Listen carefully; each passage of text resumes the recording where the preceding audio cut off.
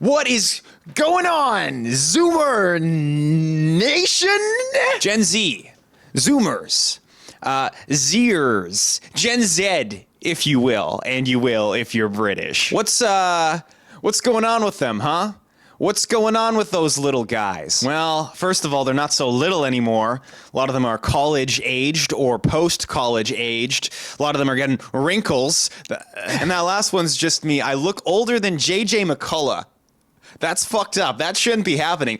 That's what stress does to a motherfucker. And they've started developing generational consciousness via TikToks and YouTube videos and memes. And that's weird. That's weird, because that's the first time that's probably ever happened. Oh yeah. Oh yeah. You know what I'm talking about. The Gen Z generational myth-making stuff. You've seen it. Why is Gen Z the most X generation ever? You've seen the videos. I'm gonna put the videos up on screen. They're not going to form a coherent narrative about what Gen Z is, but it's definitely going to show a lot of people trying. So what are we doing with this? Well, this whole trying to define what Gen Z thing is. What is the deal? What's the deal with Gen Z trying to figure out what Gen Z is? This is myth making. This is creating a broad cultural narrative that applies to a group of people in a certain age bracket to have some sort of collective meaning between us. We are, in this very moment, creating whatever it is it means to be Gen Z. Obviously, all generations define themselves to an extent. Millennials, for example, were most often defined by boomers, complaining about them. Obviously, previous generations still had a role in defining themselves,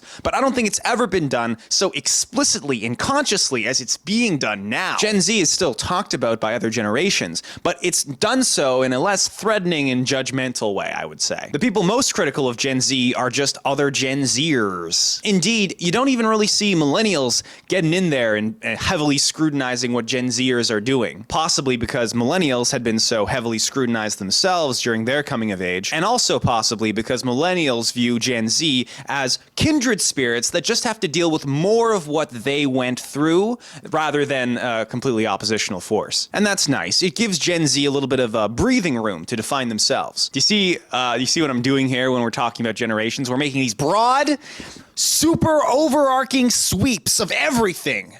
And we're just positing. We're just positing and we're saying, yeah, that's how it is. But this isn't about facts, okay? This isn't about saying facts. It's about making myth that seems like it relies on facts and studies, but doesn't actually. It's just myth. So in this video, I'm not going to try to define what Gen Z is, okay? Everyone's doing that right now. And I think it's probably better to just sort of take a step back and look at how we are defining Gen Z. Who is defining Gen Z? Why are we defining Gen Z? I'm not going to try to define Gen Z because defining Gen Z is impossible. And I don't know if we really appreciate how impossible that is. Every time anyone posits anything about Gen Z, they're wrong, at least a little bit. Unless they're just positing that they're younger than Gen Y, in which case, sure, okay. Zoomers who try to define their own generational identity have a tendency to overstate the importance of their particular demographic on the cultural soul of that identity. Something that I have never done and never will. By this, I mean, if you ask a right-wing Gen Zer, is Gen Z the most right-wing generation? They'll say yes, because all of their friends are right-wing Gen Zers. Simultaneously, however, Gen Z also happens to be the most progressive generation. How do you square that one? Gen Z is super smart, and he's building communities like none other, but are also super stupid, and they can't make communities because they're all so lonely and mentally ill. And will they be the first generation to adopt crypto? Currency? The truth is probably just that we're the most extreme generation because the internet allows ideas to propagate without resistance, the resistance of reality. But as a centrist, I think that'll all just work out somehow. Yep. It's just a phase we're going through. I'm sure this will have no consequences for the future. When phone-using middle-class folk talk about Gen Z, they are positing basically their own experience of Gen Z, and that's fine. You know what? Because I like it when you posit things about Gen Z, even and especially when you're wrong, because even the wrong stuff, especially the wrong stuff, contributes to the generational soul of what we are creating. The identity of Gen Z is basically everybody simultaneously trying to figure out what Gen Z is all at once, and the truth is somewhere in the middle. We're building something collectively here. It's a generational meaning, and so everyone's posits have some value to them, even if their posit only includes themselves. I'm doing it right now, probably. Tell me how I'm doing it in the comments section below. Is that a Gen Z thing, outsourcing my opinion to the internet? Yes. There we go. Pause it away. I have dopamine again. I can posit things. Okay, but let's take this back. Why are we doing this? Is it really that important, the difference between millennials and Gen Z? Yes! You chuggy. Take your avocado toast back to 2008 financial crisis, 9/11. Humor?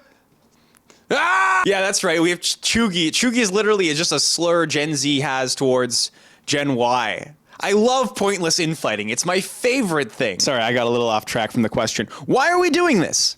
Well, to explain why, we need to explain why people use labels in the first place. Political labels help us make sense of confusing political times.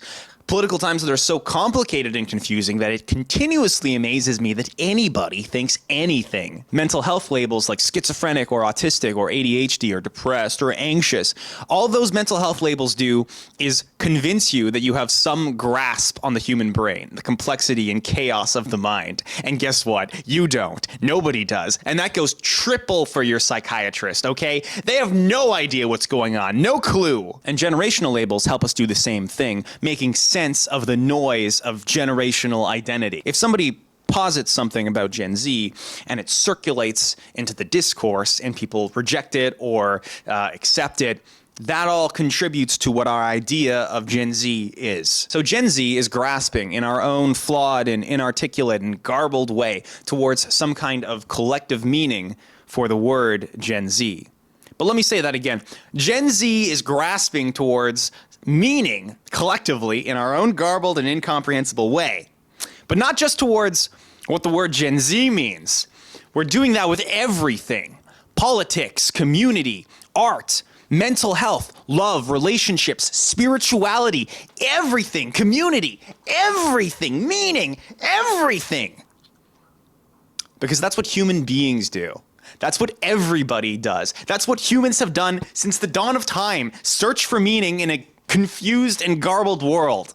But I don't say any of this to take away from the generational myth-making that we're doing. What's more human than messily defining identity based off of fuzzy and inchangeable characteristics like age? What's more human than making myth, huh? Watching movies about Mario? Maybe. But I don't know. That's probably the same thing. This was a different style of video. Let me know. Let me know what you thought of it. If you liked it, let me know. You know, if you didn't, fuck you. Ha. Yeah, that's right. I'm crazy. Who knows what I'm gonna say next? I'm just kidding. That's a joke. I desperately need your approval. I desperately need you to approve of what I've done here. Desperately. So if you could do that, if you could just blindly like the video, that would be great.